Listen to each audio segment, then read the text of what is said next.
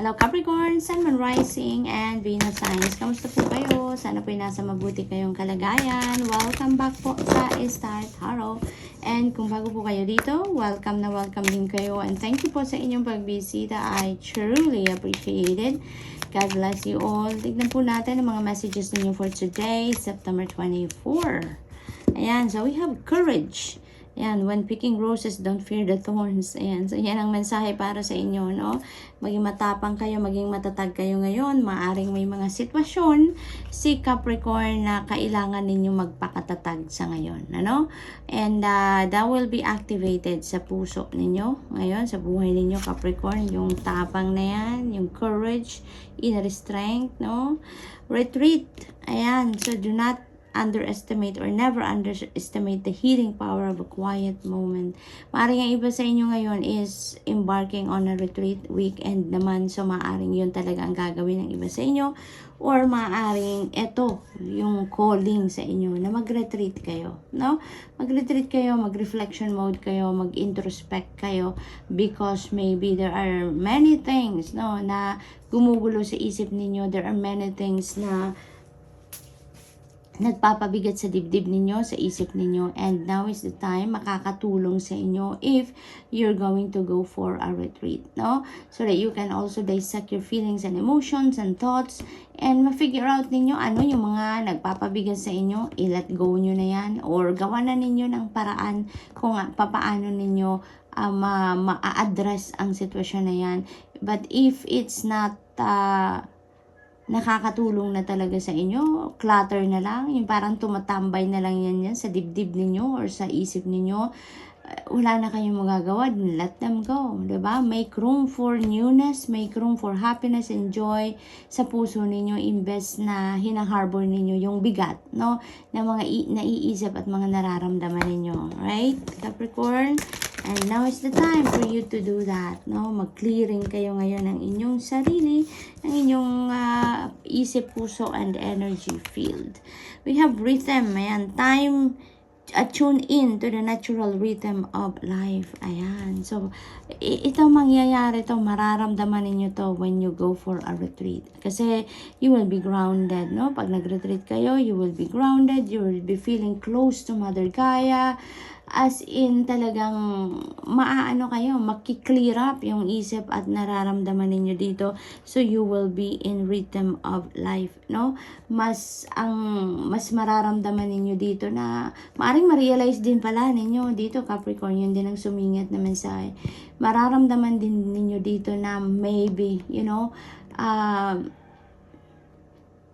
it's about time also to surrender, no, to the natural ebb and flow of life. Just be in the rhythm with life. Sumunod lang kayo sa agos ng buhay, no? Maaring ma-realize din ninyo yan sa ngayon na instead of resisting change, instead of insisting kung ano yung mga gusto ninyong mangyari sa buhay ninyo, maaaring ma-realize ninyo na it's better siguro if you just surrender to God and surrender to the natural ebb and flow of life, no? So, maaaring you're going to try doing that as well sa ngayon. Kasi siguro, in the past, no, parang parang siguro ini-insist ninyo lagi kung ano yung gusto ninyo. Ini-insist ninyo lagi kung ano yung ini-imagine ninyo for yourself na gusto ninyo maging outcome, no?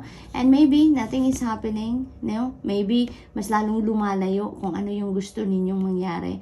Kaya maaring by doing some kind of retreat and reflection, maaring ma-realize din ninyo yan, no? Maaring maisip ninyo yan talaga na why not try na sumunod na lang kayo ngayon sa agos ng buhay?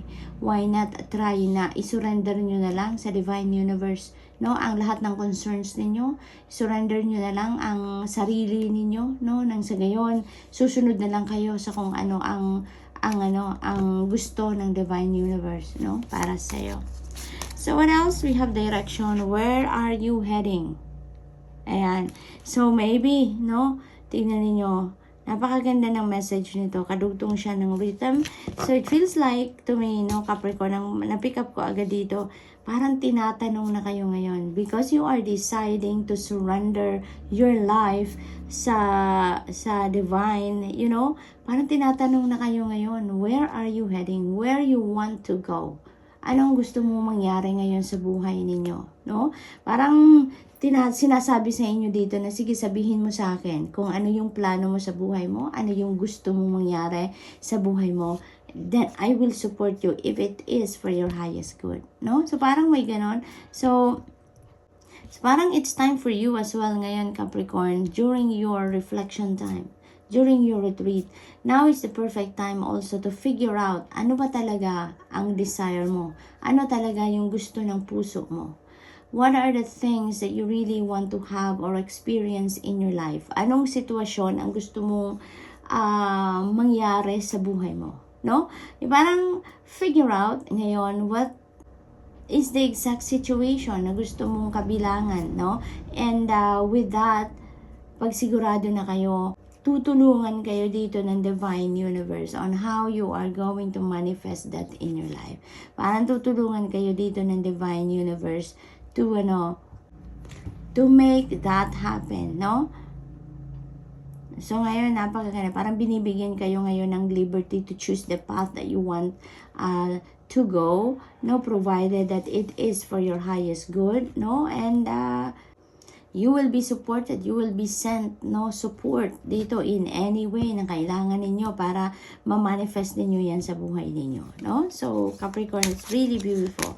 Parang there are so many things, magagandang pangyayari, magagandang realization, maaaring may mga transformation dito on a personal level, no, na mangyayari during this retreat, no? So, retreat is really powerful, reflection is very powerful, no? Yung pag-solitude is really powerful, kaya go for it, no? Capricorn, go for it. Kung yan talaga ang balak ninyo, go for it. Dahil marami ditong magbabago sa isip ninyo, sa nararamdaman ninyo, sa perspective ninyo. There are so many things that are going to transform during this retreat time ninyo, Capricorn. Joy of life, happiness, ito ang babalot sa inyo ngayon, no? Kasi maaaring mas talagang ano na kayo ngayon, mas pipiliin nyo talaga na mag-surrender kayo, no? Sa Divine. I-surrender na ninyo ang life ninyo sa Divine. Kung ano yung kaloob niya, maaring sasabihin ninyo kung anong kaloob nyo, so be it. Amen, no? Yun ang masusunod, yun ang gagawin ko, no? So, magiging masaya kayo dito. Magiging maluwag ang inyong pakiramdam, magiging masaya ang puso ninyo, magiging maluwag ang inyong pag-iisip ngayon, Capricorn. So, this is really a beautiful messages coming in for you, no? Na talaga naman, ang retreat na to, it feels like yun talaga ang magiging susi para sa pagbubukas ng magandang personal transformation dito, Capricorn, that is going to bring forth happiness sa inyo, no? Ang dami ninyong realization ngayon na yun ang magpapasaya sa inyo, no? Yun ang magpapasaya sa inyo, hindi lang sa araw na to, but also and the times to come and the days to come, kasi magsisimula na kayo dito ng personal transformation ninyo, no? Maraming inner work dito ang gagawin ni Capricorn, and yun ang magpapasaya sa inyo eventually, Capricorn. So good luck, and that's all I have for you for today. I hope nakatulong ang mga mensaheng ito in some way. Thank you for watching. Love and light. Namaste. Hello Virgo, Sun, Moon, Rising, and Venus signs. Kamusta po kayo? Sana po nasa mabuti kayong kalagayan. Welcome back po sa Star Tarot. And kung bago po kayo rito, welcome din po kayo. And thank you po sa inyong pagbisita. I truly appreciate it. God bless you all. Tingnan po natin ngayon ang mga mensahe para sa inyo sa araw na to. That is September 24. Move. Ayan, Rolling Stone gathers no moss. Ayan, may mga movement na mangyayari dito sa buhay ninyo, Virgo. Maaring physical move ang mangyayari din dito, no? Physical move. Maaring kayo ay maglilipat ng bahay, maglilipat ng opisina, mag-change of a place of residence, no? Maaari din na may mga renovation na gagawin ng iba sa inyo dito, no?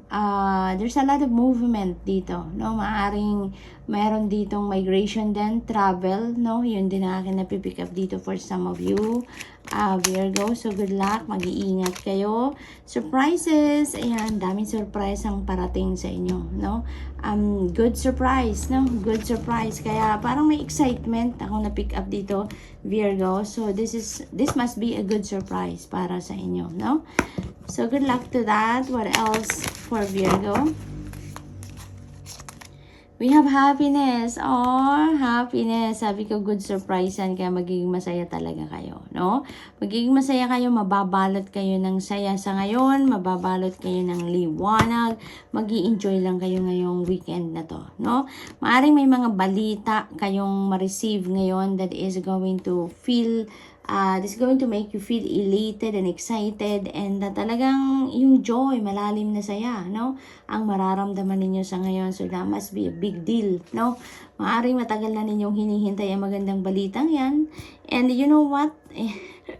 Pinapakita sa akin ng guides ko yung rabbit dito. May rabbit din doon. So maybe, yung surpresang yan, ang magpapasaya sa inyo, maaring related yan sa inyong pangkaperahan, abundance, prosperity, no? Money matters, maaring ganun, no?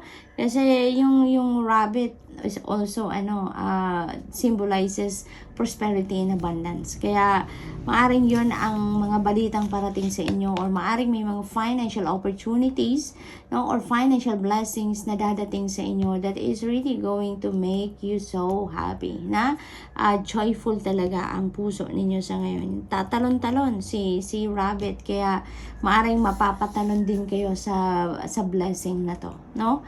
Virgo. So what else? We have insight and be open to enchantment. Ayan, be open to enchantment.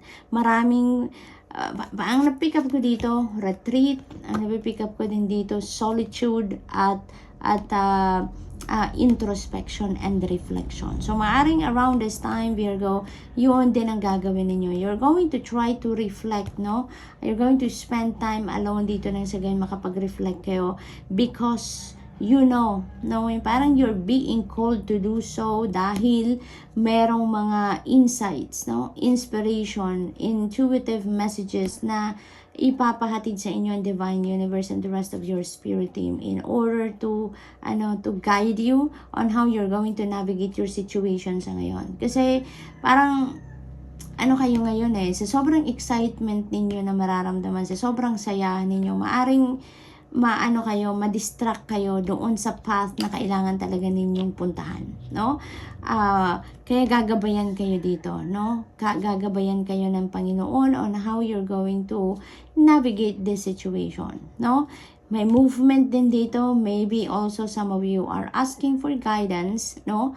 Asking for confirmation siguro. Kaya papadalhan kayo ng mga insights, papadalhan kayo ng mga mensahe dito so that you will be enlightened then on how you are also going to navigate that move na gagawin ng iba sa inyo dito. Kasi pagbabago yan, no? There are changes going on dito for some of you, Virgo, no? So maybe you need that support, you need that insights, information na makakatulong sa inyo para maging yung mag-stay kayo sa right direction, no, Virgo? So what else? We have letting go, emotional release. Ayan. So emotional release, isa din ito sa magbibigay ng kalayaan sa inyo. Liberty ninyo, no? Magbibigay din ito ng saya, ng happiness talaga sa inyo once na nakapag-let go na din kayo ng mga bagahe ninyo sa dibdib, no? Maaari din na yung pagla-let go na to ninyo also will arise, no, because of reflection time ninyo sa pagre-retreat ninyo. Doon din ninyo yan ma-figure out, no, na bakit ba patuloy ko pang hinaharbor sa dibdib ko ang mga nararamdaman kong ito. This is done sa buhay ko. Tapos na ako dito. I'm done with it, no? And bakit hanggang ngayon nararamdaman ko pa? So maybe you're also going to figure out na it's about time na to let them go. It's time to release them, purge them, because it's just, parang nagpapasikip na lang yun sa dibdib ninyo at sa isip ninyo, no?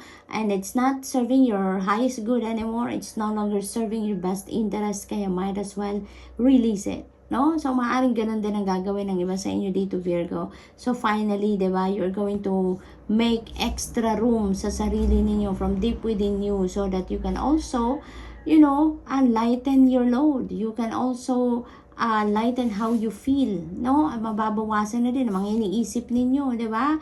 And instead of thinking about those, bagahe ng yung nakaraan, sa pagla-let go nyo na yan, sa pagre-release nyo na yan ng mga emotional wounds, emotional baggages, resentments, kung ano-ano pa, galit, you know, mas gagaan ang dibdib ninyo ngayon, and you will be able to make room sa sarili ninyo so that you can welcome newness, you can welcome new things, you would be able to welcome new situations and experiences dahil may room na sa sarili ninyo. May lugar na ang pagbabago sa puso ninyo, no?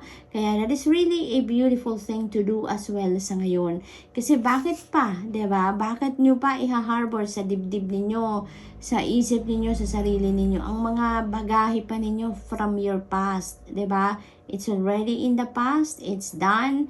Clutter na lang yan sa isip ninyo, sa puso ninyo, then might as well release them talaga so that you can make room for newness, for fresh start sa iba't ibang bagay, no?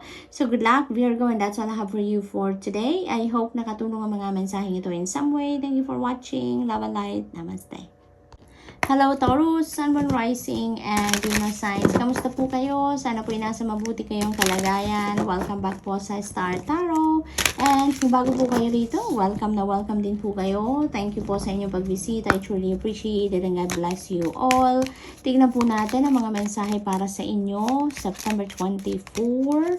We have wallflower. Ayan. Look for the crack in the concrete to find your way out. Ayan.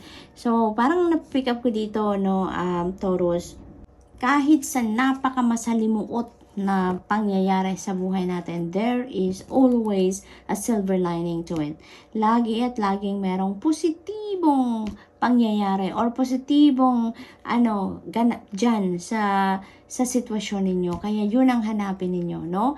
Look for that crack, no? Look for the teeny tiny positive aspect of that situation at gawin ninyong inspirasyon yan. Doon kayo humugot ng inspiration and motivation to find the way out of that situation, to find the solution to that situation, no? Doon kayo humugot para lumakas ang inyong pakiramdam, no? Mabuhay ang hope and faith ninyo na kahit ano man ang dark circumstances na pinagdadaanan ninyo, makakahanap at makakahanap kayo ng solusyon dyan, no? Mahahanapan ninyo yan ng solusyon at eventually, yung dark circumstances na yan, mababalot yan ng liwanag, ng konting positivity na pumapasok or sumisingit sa butas ng dark circumstances na yan. You know, when you capitalize on that teeny tiny positive aspect ng inyong sitwasyon, you can magnify that. You can make it big, and eventually, you know, yun na ang pagpo-focusan ninyo, how you are going to solve your problem, 'di ba? Kaya wag kayong mag-focus doon sa problem itself, but instead mag-focus kayo doon sa kung ano ang positibong aspeto ng inyong circumstances sa ngayon, and magnify that. Now, magnify that. Yun ang gawin ninyong, yun ang pag-focusan ninyo, kung anong positive aspect niyan. Dahil doon ninyo mahahanap ang solusyon, doon ninyo sisimulan, no, ang pag-iisip kung ano ang magiging solusyon na magagawa ninyo sa inyong mga pinagdadaanan. Okay? We don't tolerate less than you deserve. Ayan. So parang din ito, napipick up ko dito parang boundaries, no, yung set ninyo ng personal boundary ninyo sa inyong mga relationship, kahit anumang klaseng relationship yan, Taurus, no? Don't tolerate less than you deserve. Kung hindi kayo deserving para dyan, then don't take it, If you don't deserve it, don't take it, di ba? If it's not yours, don't take it, no? Now is the time also na mag-set na kayo ng personal boundaries because nang sa gayon para hindi na kayo naaapak-apakan ng ibang tao, hindi kayo naaabuso. Kasi even if you are already very compassionate, very generous, very kind kayo, inaabuso kayo, 'di ba? Yung parang na alam mo yun, instead na ma-appreciate ang inyong ginagawa ng ibang tao ngayon, parang mas inaabuso kayo ng ibang tao because sa inyong kabaitan, no, sa inyong generosity. So don't allow those things na mangyari sa buhay ninyo because you don't deserve it, no, you don't deserve it. So make sure na mag-set na lang kayo ng personal boundaries, healthy and strong personal boundaries, so that alam ninyo kung ano ang para sa inyo, no? Aware kayo na hanggang dito lang ang limit ng mga tao sa iyo, hanggang dito lang sila, yung gano'n, ano? And also so that those people around you also would be aware na oo nga naman, ano, naaabuso ko na pala siya, oo nga, ano, nagiging overboard naman ako sa kanya, so that those people also will realize that, no? So in a way, you're also trying to discipline them then so that they would also realize, di ba, their limit then, no? And yung pagsiset ng boundaries din, Taurus, that also is important ingredient din sa pagpapalalim ng kahit anong klaseng relationship, no? Nabubuhay din dyan ang respeto ng bawat isa, no? Kasi you are respecting the limits, you are respecting the boundary, no, ng ibang tao, yung ganon. So in a way, you are teaching other people as well, no, around you to respect you din, 'di ba? Kaya maganda 'yun na panawagan din sa inyo ngayon kasi maaaring naaabuso na talaga ang iba sa inyo dito, Taurus, no? So what else? We have in nature, connect with nature. Ayan, so maybe now is the time for you to spend time outdoors, spend time with nature and absorb the healing powers of nature spirits. Maaring matagal na kayong hindi nakakalabas ng bahay, Taurus, no? Maaring work from home kayo for so long or sa sobrang dami ng inyong ginagawa, no? Hindi na kayo nagkakaroon ng time para mag-connect kayo with nature. But now, no, parang gustong iparamdam sa'yo, gustong ma-absorb ng katawan ninyo ang very healing and very therapeutic energy ng nature spirits, no? So yun, if you have time, if you have an access and you feel safe to stay outside, spend time with nature, then do so. If not, then di hindi. No, kung ano lang ang sa pakiramdam ninyo makakatulong sa inyo. And always think of your safety as well. As long as you will be safe, then go for it, no? Then if not, then just stay home. Why not, diba? Free spirit, be your own person. Ayan, be your own person. Be authentic to yourself, no? Taurus, be authentic to yourself. Huwag ninyong hayaan na patakbuhin ng ibang tao, no? Yung buhay ninyo, yung mga ganon. Yung ibang tao yung nagdidikta ng sarili ninyo. Parang yung wala kayong freedom to be yourself, no? Maaaring ganon ang ganap ng iba sa inyo dito lately, no? Or for so long, maaaring ganon. And now you are being encouraged dito to be your own person, no? Reclaim your personal power. Maging totoo na kayo sa sarili ninyo. Really take full responsibility of yourself, no? Decide for yourself. Be authentic to yourself na ngayon. Kung ano yung gusto ninyong sabihin, kung ano yung nararamdaman ninyo, express it, sabihin ninyo, pangatawanan ninyo, panindigan ninyo, because that is yourself, no? Buhay ninyo yan. Kung ano yung gusto ninyo, kayo dapat ang nasusunod at hindi ang ibang tao, diba? So now is the time for you to liberate yourself na, no? And free yourself from restrictions of other people. liberate yourself and be happy na, no? Taurus, we have serenity. Yan, napakaganda naman. Serenity, be calm. So, no? It feels like to me na yung ito at saka si nature magkasama, no? Magkadugtong ang ano nila, magkadugtong yung mensahe nila, no?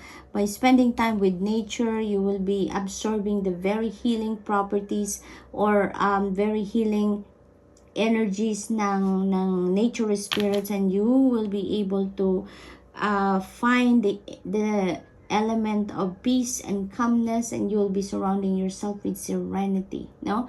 Finally, makakaramdam na kayo dito ng parang katahimikan sa isip ninyo, parang magaan na ngayon ang pakiramdam ninyo, and maybe, you know, because mapapag-isip-isip na siguro ninyo ngayon kung ano yung dapat na ginagawa ninyo, kung ano yung dapat na focusan ninyo sa sarili ninyo. And by also, parang dito kasi sa first spirit, parang magiging masayang-masaya na kayo dyan, magagaan na yung, parang maliliberate mo na talaga ang sarili mo, kasi you will be able to accept na your entire you, no? Kung sino ka, kung ano ka, no? You're going to start to be true to yourself na ngayon. Your authentic self is going to emerge na ngayon.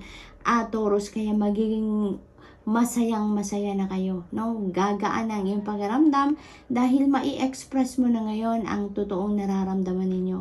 No, you would be able to start living and walking your truth na ngayon, and walang mas kasing saya walang kasing saya ang mararamdaman ninyo dyan na ma-liberate ninyo ang sarili ninyo from restrictions, no?